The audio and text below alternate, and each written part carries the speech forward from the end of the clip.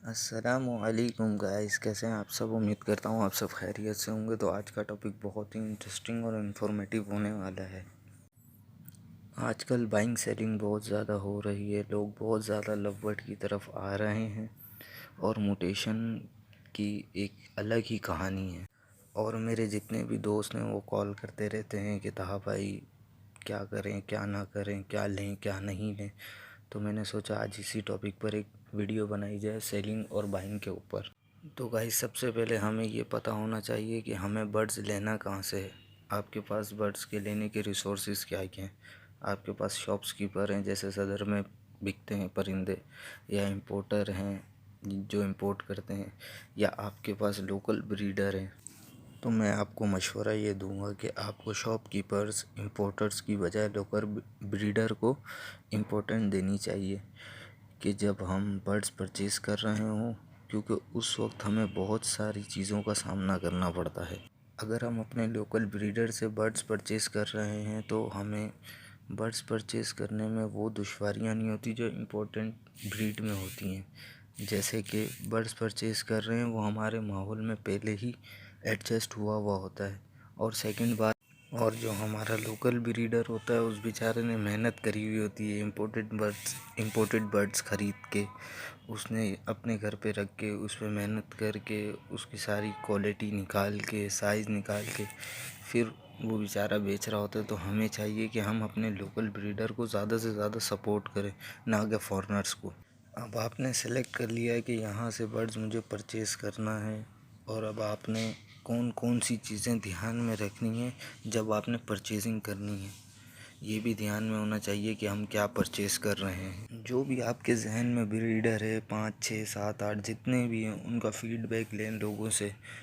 उनसे परचेजिंग करने से पहले लोगों से पूछें कि इनके बर्ड्स की ब्लड लाइन कैसी है, इनके बर्ड्स में रेपुटेशन क्या है, और ये ब्रीडर कैसा ब्रीडर है, अच्छा ब्रीडर है या क्या है, उसके बारे में सारी इन्फॉर्मेशन आपने सेलेक्ट कर लेनी है। अब आपने जब ब्रीडर के पास परचेजिंग के लिए जाना है तो आपने बहुत सारी चीज़ों को जहन में रखना है।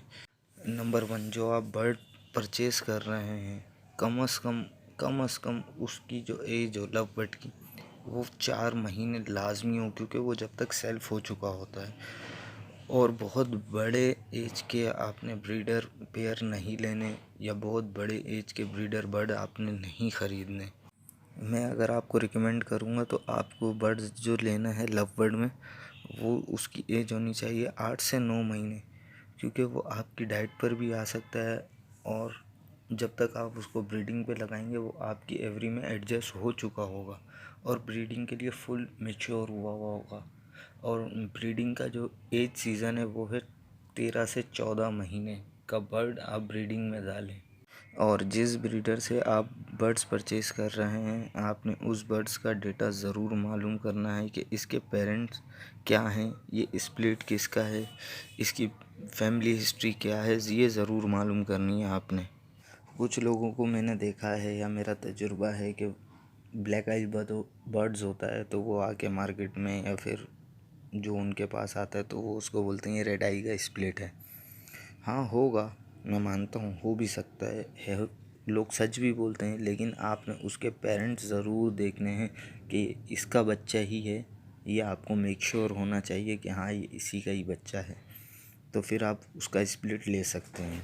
और आपने हमेशा अच्छे ब्रीडर से बर्ड्स परचेज़ करना है, जिसे आप लोगों ने सुना हुआ हो या कोई अच्छा हो जिसके बारे में कोई गलत राय कायम ना करता हो। अगर वो अच्छा ब्रीडर है यानी कि उसके पास अच्छी ब्रीडिंग आ रही है, जैसे कि उसके पास जो पेरेंट्स उसके लगे हुए जो आप चिक्स परचेज़ कर रहे हैं, जैसे उसकी जो माँ है वो 6-7 अंडे दे रही है, तो हो सकता है उसकी बेटी भी ऐसी ही आगे जाके रिज़ल्ट दे। और जैसे कि मेल होते हैं तो मेल भी जल्दी से जोड़ा नहीं लगाते हैं, तो इसलिए भी लोग अच्छे ब्रीडर को और सबसे मेन इम्पोर्टेंट बात जो है, जब आपने बर्ड्स परचेज़ करना है तो आपने उसका डेटा ज़रूर मालूम करना है। और कोशिश ये करनी है कि उसके पेरेंट्स का भी डेटा आपके पास पता चल जाए, और उसके जो ग्रैंड पेरेंट्स हैं यानी कि उसके दादा दादी जो हैं उनका भी डेटा आप पूछ लें। जितने भी अच्छे ब्रीडर्स होते हैं वो डेटा रखते हैं अपने बर्ड्स का, यानी कि पूरी हिस्ट्री रखते हैं, फैमिली हिस्ट्री। अब आपने जो बर्ड्स परचेज़ किया है उसके सिबलिंग्स की क्वालिटी कैसी है वो भी चेक करनी है। मिसाल के तौर पे जैसे बर्ड्स जो पेरेंट्स हैं उन्होंने 6 बच्चे दिए, तो 4 बच्चे अगर अच्छे हैं जो आपने परचेज़ किया है, एक बर्ड उसके जो सिबलिंग्स हैं यानी कि उसके जो भाई बहन हैं वो 4 बच्चे बहुत अच्छे हैं, तो आप वो बर्ड्स परचेज़ करें, क्योंकि उसकी जो ब्लड लाइन होती है, उसकी जो क्वालिटी होती है वो बहुत अच्छी होती है, क्योंकि ब्लड लाइन का सबसे बड़ा मसला होता है। बाकी जो पॉइंट्स हैं वो आपको इंशाल्लाह नेक्स्ट वीडियो में बताएंगे। Thanks for watching my channel, और इसी तरह सपोर्ट करते रहिए और सब्सक्राइब ज़रूर कीजिएगा। Thank you.